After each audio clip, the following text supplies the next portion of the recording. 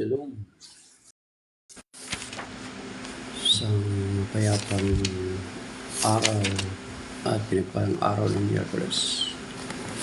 Mga kapatid, narito na naman tayo ngayon sa ating preaching in the wilderness series kung saan binabasa natin ang Ebanghelyo ng Panginoon na binabasa sa lahat mga Katolikong simbahan.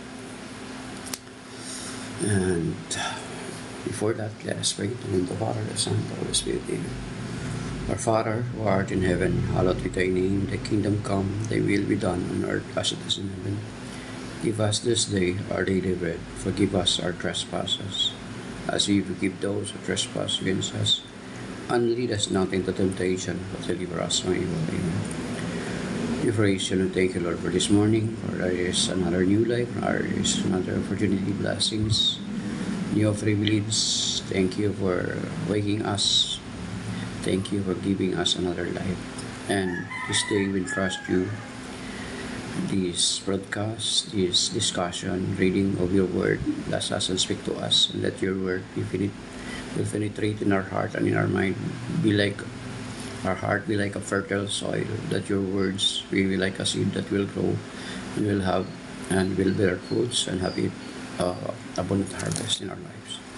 We trust you this day, and we are claiming also your word in 2 Corinthians chapter 10, verse 4 to 5, that the weapon of our battle are not of flesh, but are enormously capable of destroying fortresses. We destroy arguments in every pretension, raising itself against the knowledge of God. In praise we bring to you the glory, honor, and praise in Jesus' name, with the Holy Spirit, that reigns with you forever and ever. Amen. And in the Father, the Son, and the Holy Spirit. Amen. So sila mga kapatid, ay Pablo, good morning. At lahat ng mga regular natin, si Pablo from sa Japan.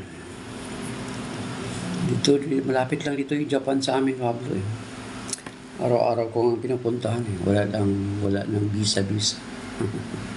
so pinagpalang araw sa iyo dyan sa palaging gawa ng Panginoon dyan, palagi sa Japan at ang iyong sambayan, pamilya dito sa Pilipinas. And God's blessings and protections be with you always, and may the Lord grant your prayers. So, binawati rin natin yung iba nating mga nakakasama dito, mga kapwa nating Katoliko na from time to time ay dumadaan dito sa ating broadcast. Lalo na binabati natin yung batikang mga naglilingkod sa Panginoon, mga veterano na, si Brother Joseph John Kiano, na matagal na naglingkod sa Katedral ng Pasig, at si Kuya Romy Nunez na muntikan ng mapunta sa dating daan. Pero sabi niya, salamat kay Brother Marco Evangelista at kay Tatang Larry Maryari na napakinggan niya sa Radio Veritas ang programang Apollo Etica. So, shalom at nagkape. Kausapin ang Panginoon everyday, sabi ni Kuya Romy Nunez. Okay. And the Gospel of the Lord is taken from the Gospel according to St. John, chapter 15, verses 1 to 8. Glory to you, Lord. I am the true vine, and my Father is the vine grower. He takes away every branch in me that does not bear fruit, and everyone that does, he prunes, so that it bears more fruit. You are already pruned because of the word that I spoke to you. Remain in me as I remain in you. Just as a branch cannot bear fruit on its own unless it remains on the vine, so neither can you unless you remain in me. I am the vine, you are the branches. Whoever remains in me, and I in him, will bear much fruit, because without me you can do nothing. Anyone who does not remain in me will be thrown out like a branch and wither. People will gather them and throw them into a fire, and they will be burned. If you remain in me and my words remain in you, Ask for whatever you want, it will be done for you. By this is my Father glorified, that you bear much fruit and become my disciple. The Gospel of the Lord. Praise to you, Lord Jesus Christ. Yan, mga kapatid.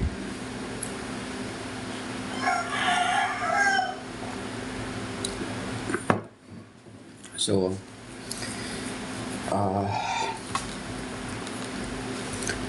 itong isa na naman itong sinabi ng Panginoon na I am the true vine and my Father is the vine grower. Then, inulit-ulit doon sa verse 5, I am the vine and you are the branches. Whoever remains in me and I in him will bear much fruit, because without me, you can do nothing. So, ang Panginoong Jesucristo ay tinatawag natin the great I am. The great I am, mga kapatid. Pag sinabing the great I am, ay siya yung lahat sa lahat, or suma sa lahat. Kasi di ba, ang natatandaan ninyo na the other day ay binanggit ng Panginoon na I am the way, the truth, and the life. Then, sa John 11:25, sabi niya, I am the resurrection and the life. Then sa John chapter 6, sinabi niya, I am the bread of life that comes down from heaven. Then, pagdating sa Revelation chapter 1, verse 7 and 8, sabi niya, I am the Alpha and Omega. And then, pagdating doon sa John chapter 8, specifically doon sa verse 58, sabi niya, before Abraham was, I am. Ayan. So, ang Panginoon, yung great I am, mga kapatid. At makikita natin dito, sinasabi niya, na siya yung ubas, paghalid tulad ng kanyang sarili sa isang ubas, at tayo yung mga sanga. Na kapag sabi rito, na kapag wala tayong magagawa kung tayo wala sa Kanya. So, inalin tulad tayo sa Panginoon na kung hiwalay tayo sa Kanya, ay wala tayong magagawa. Mamamatay tayo. Kaya check yourselves. I-check mo yung sarili mo sa kasalukuyan. Bakit ganito yung buhay ko? Di ba? So, ask yourselves. Baka hiwalay ka na sa puno, kapatid. Diba? So sabi dito, ang sanga, kung tayo ay tunay na sanga ng ubas, dapat nananatili tayo sa Panginoon. Nakaogbong tayo sa Panginoon, hindi tayo hiwalay. Or else, mamamatay tayo, mga kapatid. Kaya, tingnan natin yung ating sarili, magkaroon tayo ng self-retrospection. Ako ba'y nasa Panginoon? At ang Panginoon ba ay nasa sa akin?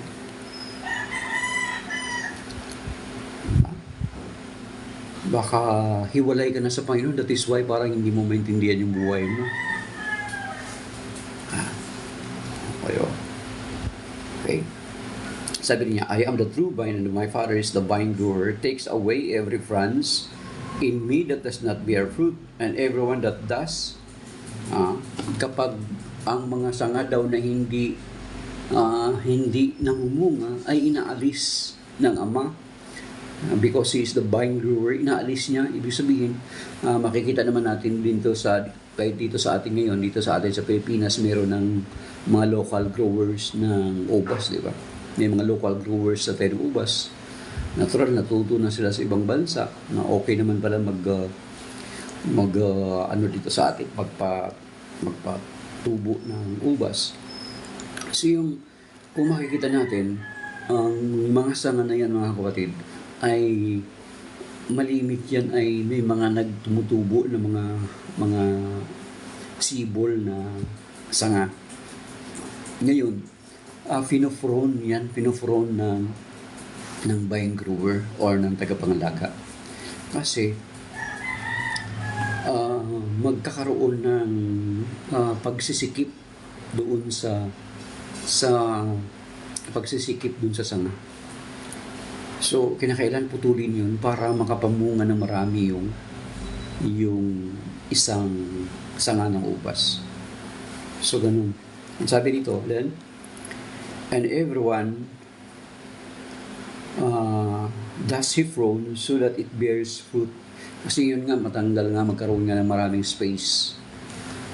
Magkaroon ng espasyo. Ang kalintulad dito ng isang puno dito sa atin is yung siniguelas or yung kahit yung what we call this, yung isang kahit yung ano ba to, yung maasim na bunga ng kamyas. Ang kamyas, mga kapatid, ay inaalisan din dapat yan ng mga unnecessary na mga sanga para dadami yung bunga.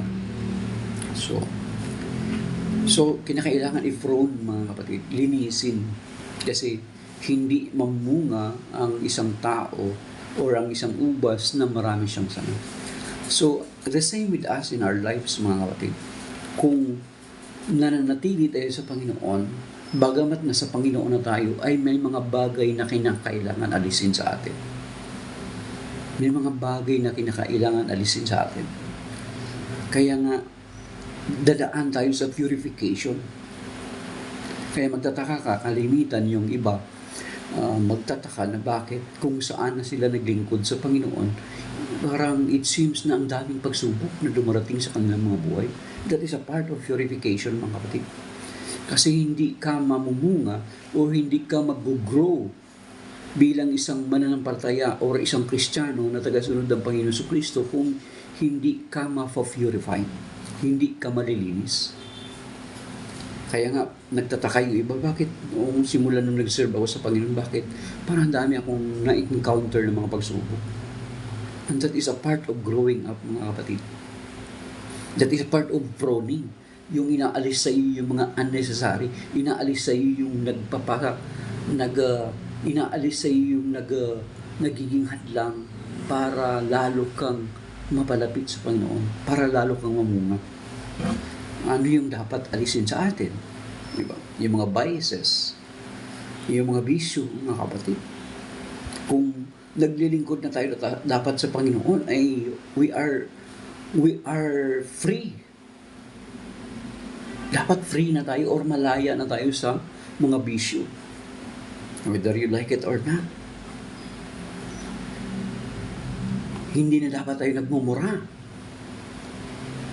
Kasi ano sabi sa James chapter 2 na hindi pwede bumalong ang tubig tabang at saka tubig alat sa isang bibig, mga kapatid. Yung cursing na tinatawag. Ang bibig ng mga Kristiyano ay dapat blessing ang lumalabas, hindi cursing.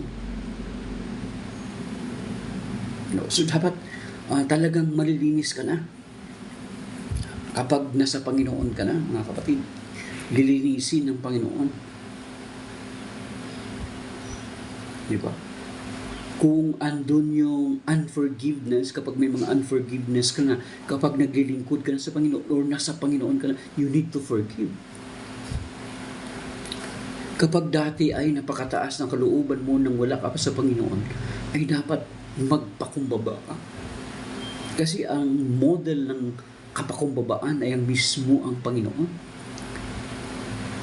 Hindi tayo maging compatible with Him kung naglilingkod ka na sa Kanya, yet napakataas pa rin ang kalooban mo.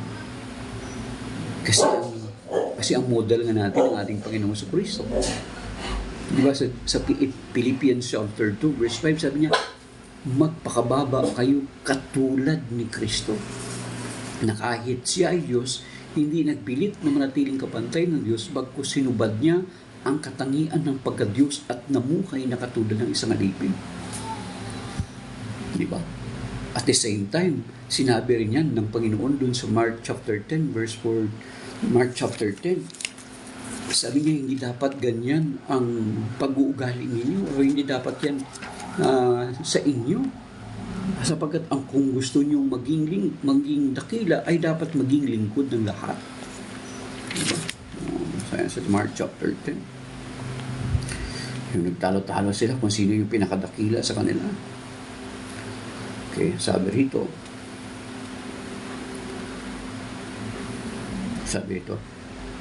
but it shall not be among you. Verse 43, umpisa. Mark 10:43, but it shall not be so among you. Rather, whoever wishes to be great among you will be your servant. Whoever wishes to be first among you will be the slave of all. For the Son of Man did not come to be served, but to serve and to give His life as a ransom for many. So, ibig sabihin, kung ano yung noong wala ka sa Panginoon, ay lahat ng mga negatibo nasa sa iyo, pagdating mo na sa Panginoon, dapat maalis na talaga yun, mga kapatid. Hindi pwede na manatili ka pa rin doon. Kaya nga, pinofron or nililinis, proning, tinatawag, kinakat, tatanggalin yung mga unnecessary. Kaya yun yung sinasabi sa 2 Corinthians chapter 5 verse 17. Therefore, sabi niya, if any man be in Christ, he is a new creation. He is a new creature. All things are passed away. Behold, all things become new. Sa Tagalog, sabi niya, ang sino mang nagipag-isa kay Kristo ay isa ng bagong nilalang. Wala na yung dating pagkatao, siya'y bago na. That is supposed to be. Okay. Kaya, kung nasa Panginoon ka na, sinasabi mo na sa Panginoon ka na, naglilingkod ka na sa Panginoon, yet andyan pa rin yung luma mong pag-uugali, baka hindi ka talaga tunay na nakipag-isa sa Panginoon sa Kristo. Hindi talaga tayo tunay na nakipag-isa sa Panginoon sa Kristo, mga kapatid. Pag sinabi na makipag-isa, tayo yung makipag-isa sa Panginoon, hindi ang Panginoon na makipag-isa sa atin. Kasi kung sinasabi na tayo ang Panginoon makipag-isa sa atin, kung ano yung standard natin, yun yung susundin ng Panginoon. Pero ang sinasabi, tayo yung makipag-isa, ang sino mang nakipag-isa to unite or to be one with the Lord Jesus Christ. So therefore, if we wanted to be one with the Lord Jesus Christ, na makiisa sa Kanya, makipag-isa ka sa Kanya, to unite with Him, or to be with Him, ibig sabihin kung ano yung standard ng Panginoon, is yun yung susundan natin. Hindi pwede na ang Panginoon na makipag-isa sa atin. Ibig sabihin, pag siya yung makipag-isa sa atin, kung ano yung standard natin, siya yung susunod, which is not. Tayo yung mag-adjust para sa Panginoon. Hindi ang Panginoon ang mag-adjust para sa atin. Kaya nga, di ba ang tinuro ng panalangin, sundin ang loob mo dito sa lupa para nang sa langit. Hindi itinuro sa panalangin na sundin mo, Panginoon, ang aming gusto. Sundin mo ang aming kalooban. Kundi, tayo yung susunod sa kanyang kalooban. Yun yung sa content ng prayer. Matthew chapter 6 verse 9 to 13, di ba? Sundin ang loob mo dito sa lupa para nang sa langit. So sa ating pakikipag-isa sa Kanya, tayo yung mag-a-adjust, mga kapatid. Kung ano siya, ay dapat yun yung tutulakan natin. Yun yung sinabi ni St. Paul sa 1 Corinthians chapter 11. Imitate me as I imitate Christ. Tularan niyo ako kung paano tinutularan ko ang Panginoong Heso Kristo. Okay, hanapin natin mga kapatid. So 1 Corinthians chapter 11 verse 1. Dito. Verse 1 Corinthians 11 verse 1. Be imitators of me as I am of Christ. Oh. Sundan daw natin, tularan na natin si San Pablo kung paano niyang tinutularan si Kristo. So yun mga kapatid, na kapag tunay na nakakabit tayo sa Panginoon sa Kristo, pinofron or nililinis natin ang ating mga sarili. Of course, hindi naman natin magawa yan sa sarili nating kaparaanan. Through the grace of the Lord.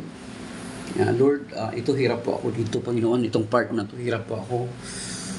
Nahihirapan po ako dito sa part na ito. Give me the grace para masunod ko yung kalooban mo. Yan, mga kapatid. Masunod ko yung kalooban mo.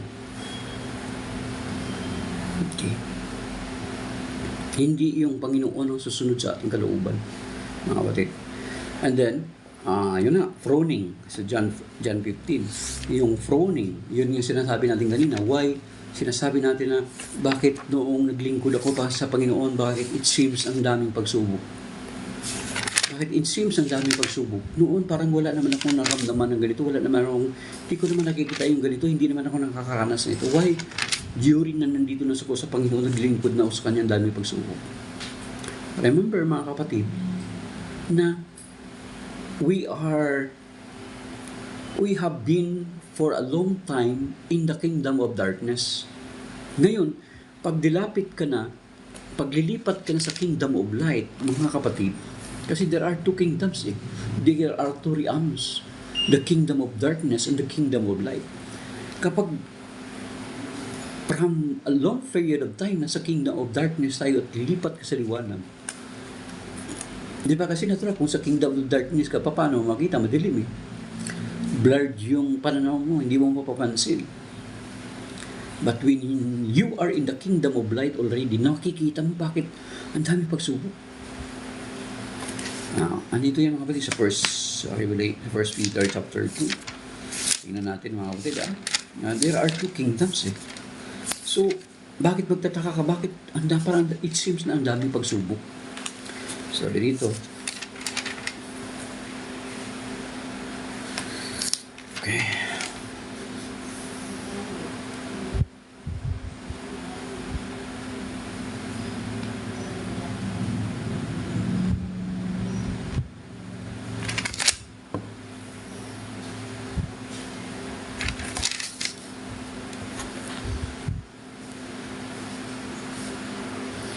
First Peter chapter 2 verse 9, but you are a chosen race, a royal priesthood, a holy nation, a people of His own, so that you may announce the praises of Him who called you out of darkness into His wonderful light. So tinawag tayo ng Panginoon sa kadiliman tungo sa liwanag. So kapag nasa liwanag ka na, talagang makikita mo ma-highlight yung mga, it seems hindi ko naman ito dati naranasan. Why I am experiencing this today na nagsaserve na ako sa Panginoon? Kasi sa spiritual warfare, mga kapatid, ang diablo hindi matutuwa na magbabagong buhay ka. Ang diablo hindi matutuwa na magbagong buhay ka. Ang diablo hindi matutuwa or hindi natutuwa na yung kanyang kampon or kanyang nasasakupan ay mababawasan. That is why, magtataka ka na kapag lumapit ka na sa Panginoon, ang dami mga pagsubok. Bakit? Ito mga pagsubok na ito, gusto kang, ang purpose niyan is gusto kang ibagsak ng diablo para mapabalik ka sa kanya. On the other hand, itong mga pagsubok din ito ay isang paraan din ng purification.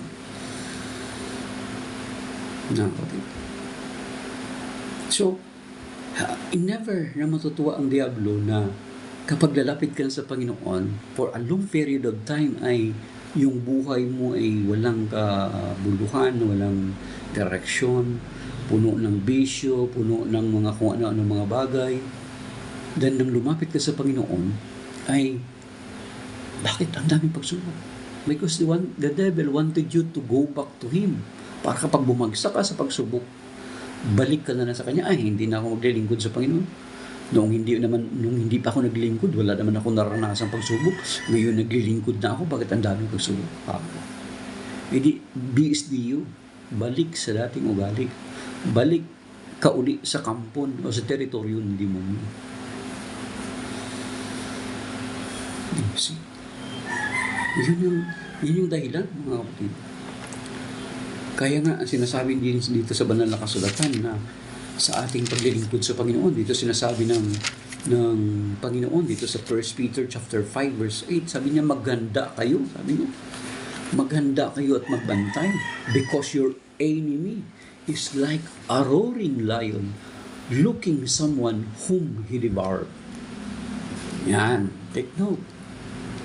Bakit ginamit ang leon? Ang kalaban natin ay parang liyong umatungal. umaalulong at ali-aligid at naghahanap ng masisila. Take note, siguro nakikita nyo naman, very familiar sa inyo ang lalo na ngayon, marami tayong Animal Planet or yung mga documentaries about lion.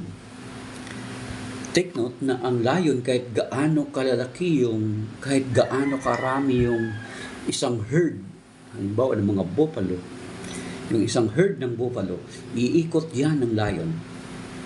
Maghahanap sila ng isang mahina or yung isa na humihiwalay sa kawan. And that is why it is very important for us to be a part of community, to be a part of a believing Christians, to be a part of the church, mga kapatid. Kailangan may community tayo.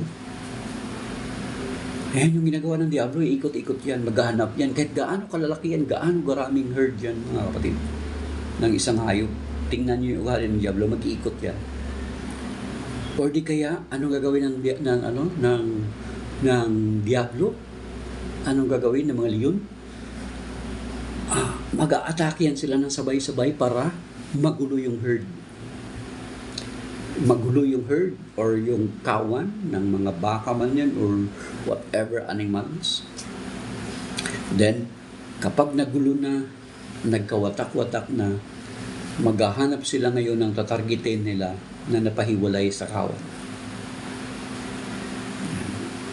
Yan yung target ng demonyo. That is why, bakit na naglilingkod ka na sa Panginoon, yung community nyo, it seems na parang ang gulo. Then, you can immediately identify na hinaharas kayo ng Diablo.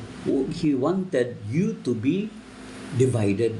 Kasi kapag divided na kayo, magkawatak-watak na kayo, that is the time for him to attack you. Diba? Kaya lalo kang dapat kapag nakakakita ka ng ganyan na sa community mo, na sa parokya ka, or sa ministry ka, sa member ka ng Wish TV Pla, kung anong ministry dyan, ng community sa parokya. Tapos bakit merong ganun? Then you can immediately recognize that the devil is working. He wanted you to be divided. Para kapag divided na kayo, that is the time for him na makasila siya. Di ba? Pinag-aaway-away yung mga tao sa community, pinag-aaway-away yung tao sa parokya. Then kung mahina ka, sasabihin mo, lilipat na lang ako sa ibang sekta. Ayoko na maging Katoliko. Excuse me for a while. Amoy ihi sa labas. Sandali lang.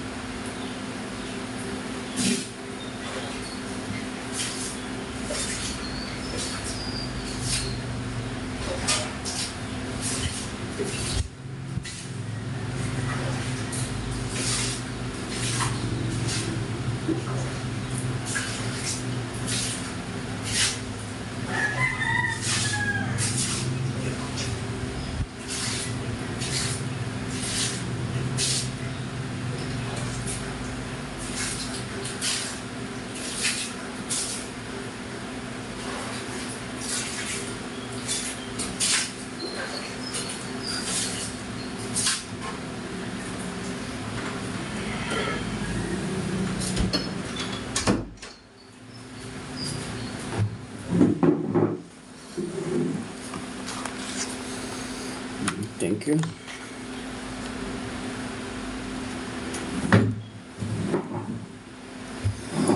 Tanggal yung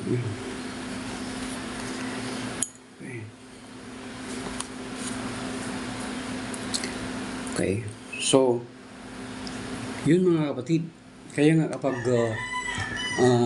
yun yung kapag halimbawa maglilingkod ka sa Panginoon, yung tatandaan mo na kapag maglilingkod ka, bakit ganun? May proning process mga kapatid. Talagang aalisin sa iyo ng Panginoon yung mga necessary na mga bagay na makahadlang sa iyo na makapamumunga ka. So, andun yung pruning process. Lilinisin ka ng Panginoon. yung masamang ugali mo ay dapat maalis yun. Ipapalinis natin sa Panginoon. Kasi hindi tayo mamungunga, mga kapatid. Isa pa, yun sinasabi ng iba, di ba? Ang sinasabi ng iba, bakit nung naglingkod ako, ang dami pagsubok? Yan. So, dami pagsubok. Alam niyo ba mga kapatid na sa Biblia, na merong sinasabi dito sa Sirach chapter 2, mga kapatid. Sabi dito verse 1, sabi dito sa Sirach or Ecclesiasticus. Wala sa Bible ng mga Protestante, sa Biblia lamang natin. And kung bakit ganun, andyan sa profile ko, andyan may video ako ngayong senior or denewed from other Catholic content creator. Bakit ganun? Sabi dito, anak ko, kung nais mong maglingkod sa Panginoon, humanda ka sa mga pagsubok, maging tapat ka at magpakatatag. Huwag kang masisiraan ng loob sa panahon ng kasawian. You see? Manalig ka sa Panginoon at huwag kang lalayo sa Kanya. Kung nais mong timusay habang nabubuhay, tanggapin ang anumang ipagkaloob niya sa iyo, tiisin mo ang kadusaan kahit ano ang mangyari. Verse 5, kung ang ginto ay dinadalisay sa apoy, ang banal ay sinusubok ng Panginoon sa apoy ng pagtitiis.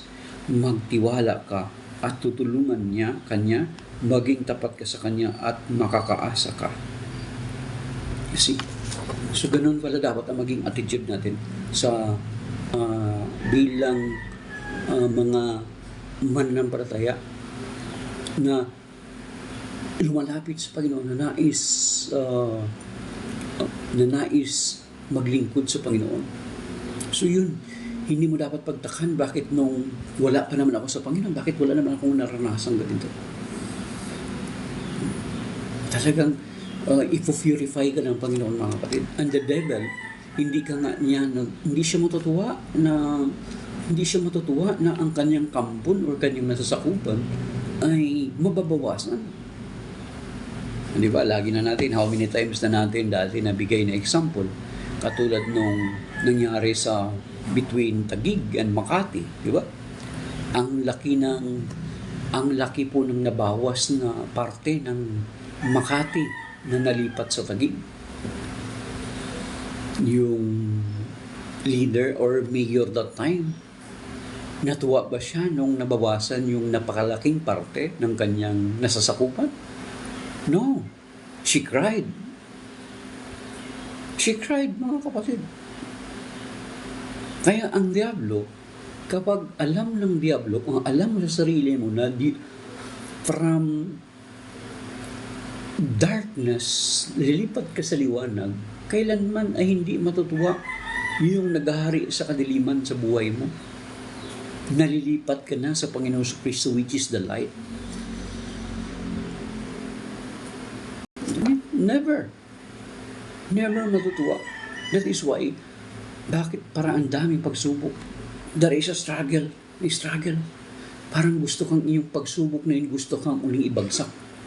Para manumbalik ka sa dati mong ikaw, kung ano yung dati mong pinanggalingan. Mga kapatid. Ayan. Okay. Tuloy natin. So, hindi mo dapat pagtakhan yun, mga kapatid. Okay.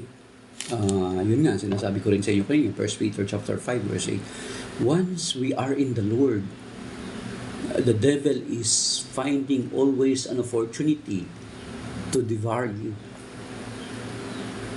Yun sinasabi sa 1 Peter chapter 5 verse 8. Maghanda kayo, sabi dito, it is a warning for us, it is a reminder for us. Sabi niya, maghanda kayo at magbantay, sapagkat ang kalaban ninyo, ang diablo, ay parang liyong umaatungal, na umaaligid-aligid at naghahanap ng masisila.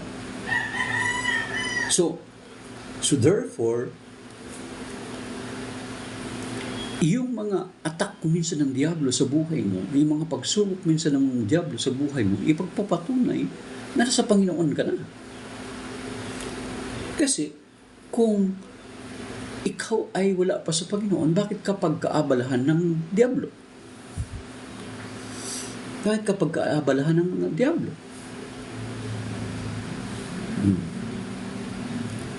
Naranasan ko dati yan nung high school ako, fourth year high school ako. Yung kaklase naming na-possess. Tinanong ko habang on the state of possession. Sabi ko, bakit yung ayaw mo dun sa mga taong mga puno ng bisyo, sa mga taong mga masasama? Bakit ayaw mo dun? Ano sagot sa akin ng Diablo? Akin na yan eh. High school ako, naalala ko yun. Tinanong ko yun sa kaklase ko na possess.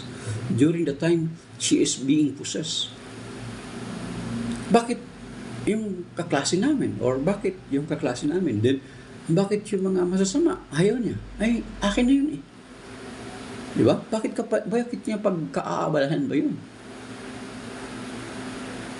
Kanya na yun eh. Oh.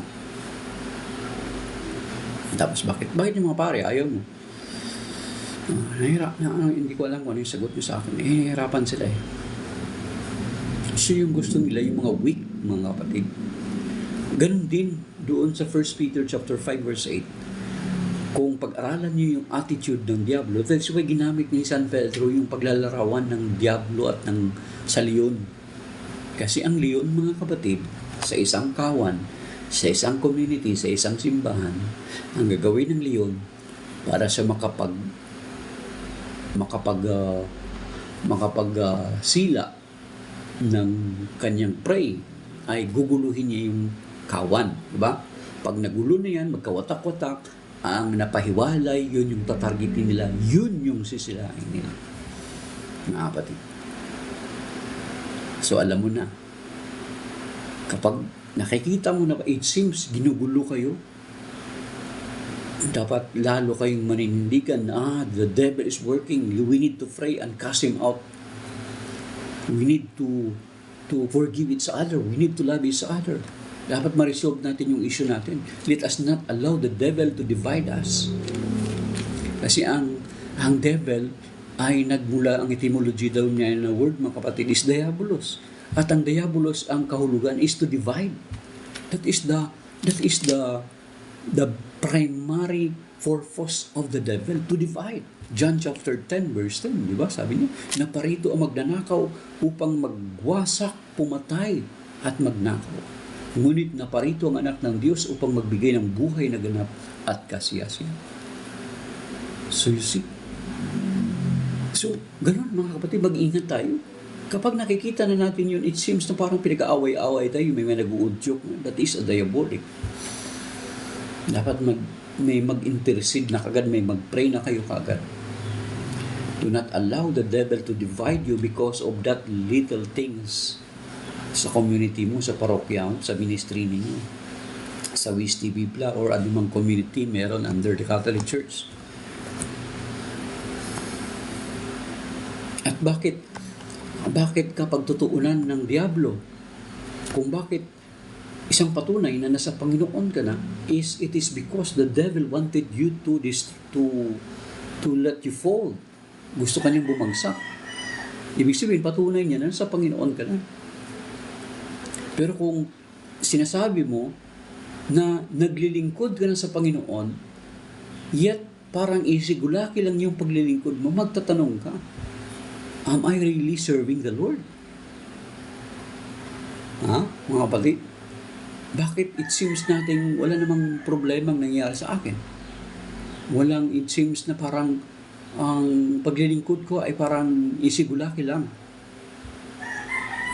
Baka hindi ka pa nagiging asset sa Panginoon, kapatid. Baka hindi ka pa nagiging asset sa Panginoon. Kaya, magtataka ka bakit na it seems parang okay lang yung mo.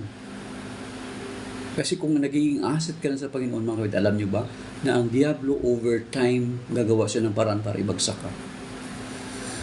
Harold Torrejas, God bless, may God bless din po. Kasi, mga kapatid. So, yung sinasabi ngayon ng banal na kasulatan sa ating pananatili sa Panginoon ay ipinofrone tayo or nililinis tayo, mga kapatid. At dapat talagang magpalinis tayo. Kasi kung hindi tayo malinis sa dating nating lumang pagkatao, ay hindi tayo mamumunga bilang mga Kristiyano, bilang mga alagad ng Panginoon sa Kristo. At alam naman natin na the Lord is expecting us to have a fruit. Di ba? Naalala niyo yung vine na sabi ng Panginoon ay ang tagal na akong pabalik-balik dito at wala pa rin bunga ito. Diba? Anong sabi ng tagapangalaga? Panginoon, hayaan mo muna, bigyan muna natin ng pagkakataon. Hukayin ko ang puno nito at didiligan, halagaan. Baka sa sunod na taon ay mamumunga na siya. So, ibig sabihin, naghahanap ang Panginoon ng bunga sa atin, mga kapatid.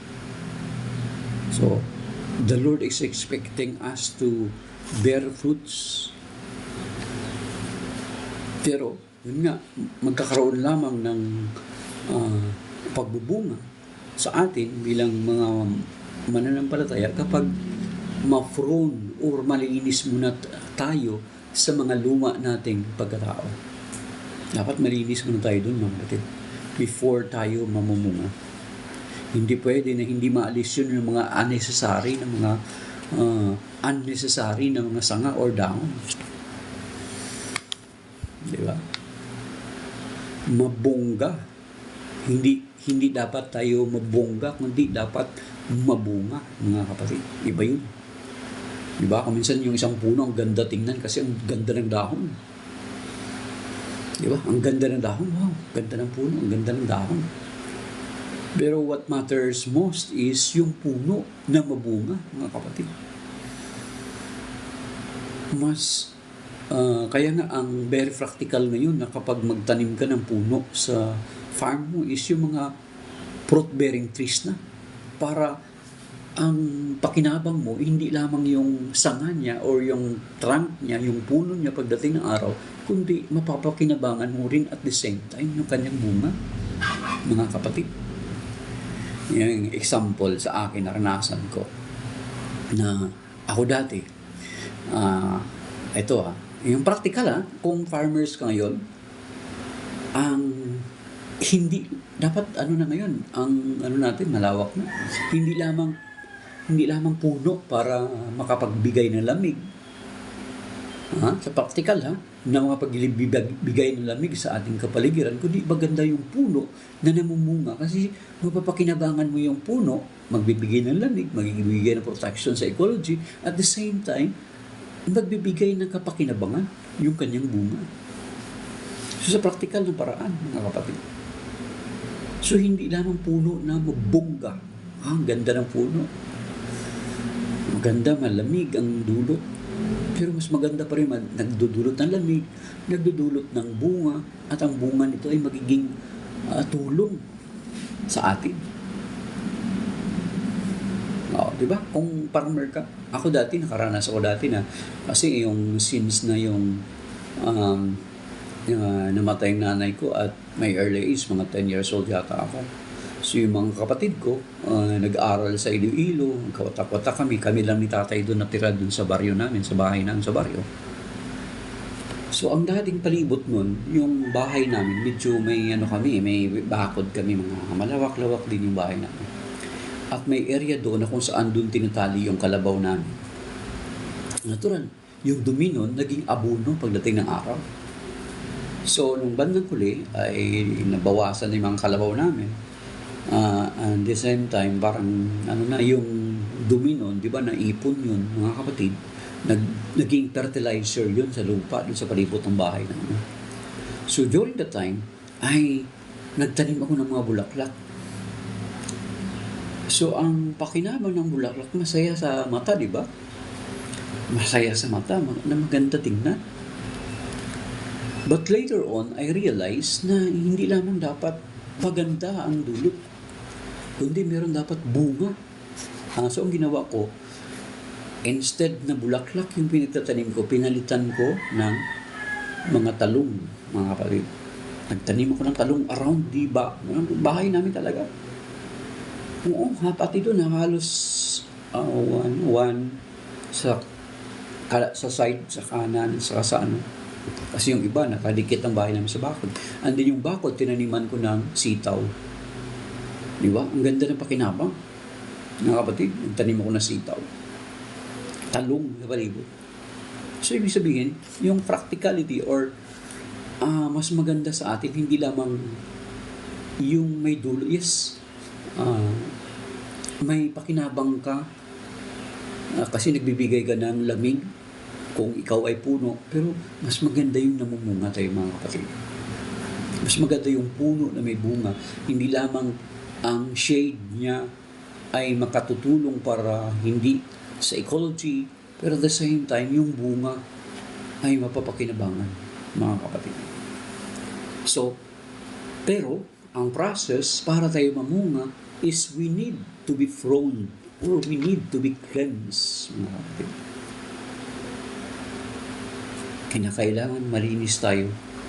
Yung luma nating dapat pagkatao ay maalis sa atin, mga kapatid. At yan yung sinasabi sa 2 Corinthians chapter 5 verse 17. Therefore, if any man be in Christ, he is a new creature. Old things are passed away. Behold, old things become new.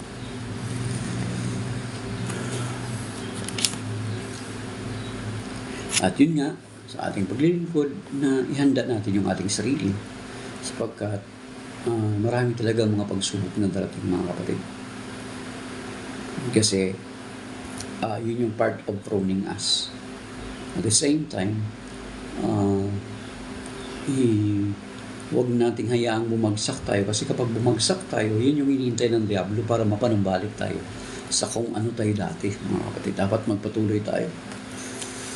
At sinasabi na karugtong nung first Ecclesiasticus chapter 2 kanina, karugtong nun, may sinasabi din dito sa 1 Peter chapter 1 verse 6 and 7. Sabi dito, sabi niya, in this you rejoice, although now for a little while you may have to suffer through various trials, so that the genuineness of your faith, more precious than gold that is perishable, even though tested by fire, may prove to be for praise, glory, and honor at the revelation of Jesus Christ.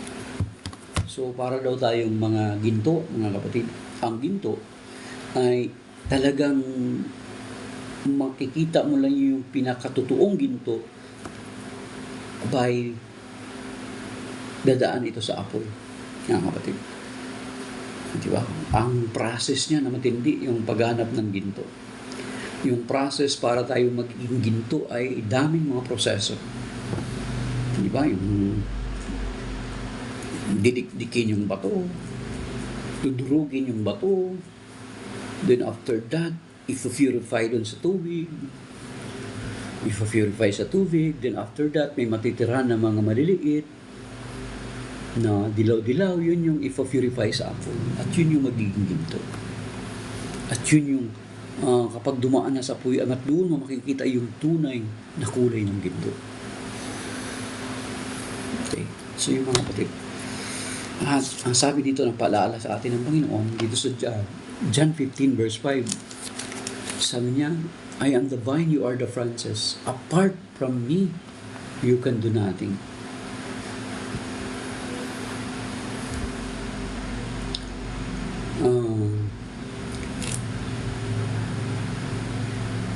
Ibig sabihin, anong ibig sabihin yan? Na dapat pala nakaugpong tayo palagi sa Panginoon. Kasi ang una kanina, sinasabi niya na I am the vine, you are the branches, na kapag hiwalay tayo sa Kanya bilang sanga, ano ang ma-experience natin? Kamatayan. Kaya bakit, kuminsan, kaya tanungin mo yung sarili mo, bakit? Why my life is this? Bakit ganito ang buhay ko? tingnan mo yung pamilya mo. Bakit yung pamilya mo, it seems magulo? Tanungin mo ang sarili mo, naghahari ba ang Panginoon Kristo sa pamilya mo? Di ba? Yun yung dyan eh. Yun yung tanong dyan eh. Kaya nga sinasabi ng Panginoon na, I am the vine, you are the branches. Apart from me, you can do nothing. So, i-ugnay natin ang ating sarili, especially yung pamilya natin. Tingnan mo yung pamilya mo. Ang pamilya ko ba ay nakaugnay kay Kristo? Kapag ang isang pamilya ay walang kaugnayan kay Kristo, hindi nakaugnay kay Kristo, ano mangyari? Tayo po makakasagot niyan kasi tayo yung nakakaalam ng kung anong estado ng pamilya natin sa kasalukuyan, mga kapatid. Diba? So, ang kahit mag-observe kayo, magtingin-tingin kayo sa mga pamilya na walang kaugnayan sa Panginoon Kristo, talagang marami talagang problema.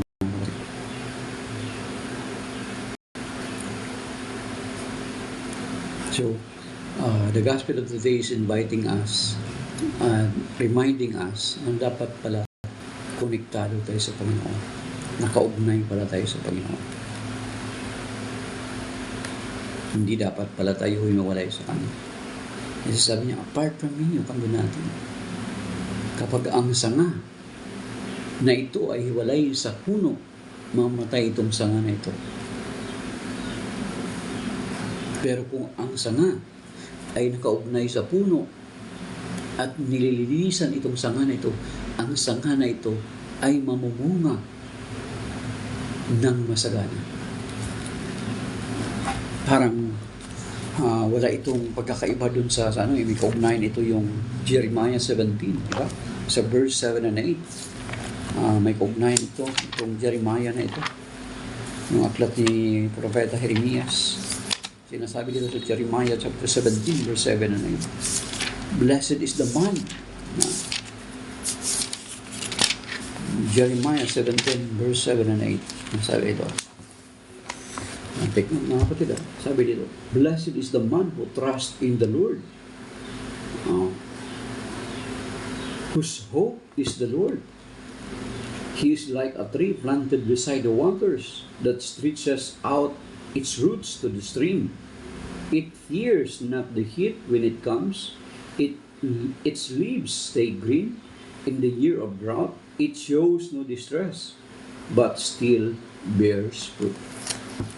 So you see, kung nakaugnay tayo sa Panginoon, mamumunga tayo, mga kapatid.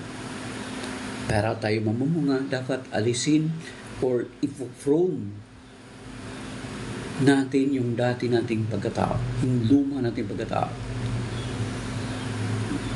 Sa ating pag-uugnay sa Panginoon, sa ating pakipag-isa sa Kanya, dapat i-apply natin yung sinasabi sa 2 Corinthians chapter 5 verse 17. Therefore, if any man be in Christ, he is a new creature. Old things are passed away. Behold, all things become new. Ang dapat is alisin natin yung dati nating pagkatao. So, hindi pwede na ang Panginoon ang siyang mag-adjust para sa atin. Siya yung makipag-isa sa atin. Tayo yung makipag-isa sa Kanya. Yun yung dahilan kung bakit itinuro niya yung panalangin. Sundin ang loob mo dito sa lupa para nang sa langit. Hindi yung kalooban natin ang susundin, mga kapatid. And then lastly, sinasabi sa Matthew chapter 7 verse 21. It is a very strong word and a reminder para sa ating lahat.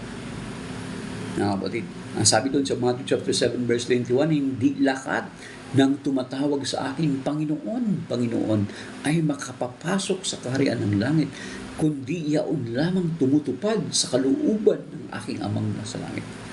Tumutupad sa kalooban. It is not enough na tumatawag ka sa Panginoon. Nananalangin ka sa Panginoon. Kilala mo ang Panginoon. That is not enough.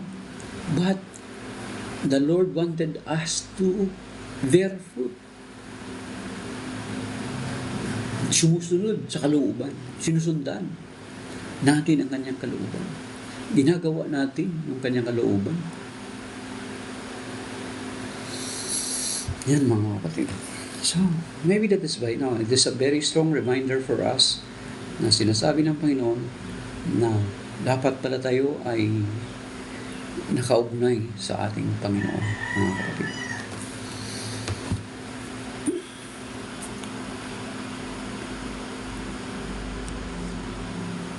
So, dapat nakaugnay tayo pala sa ating Panginoon. For us to have fruits, but also remember na kapag nakaugnay tayo sa Panginoon is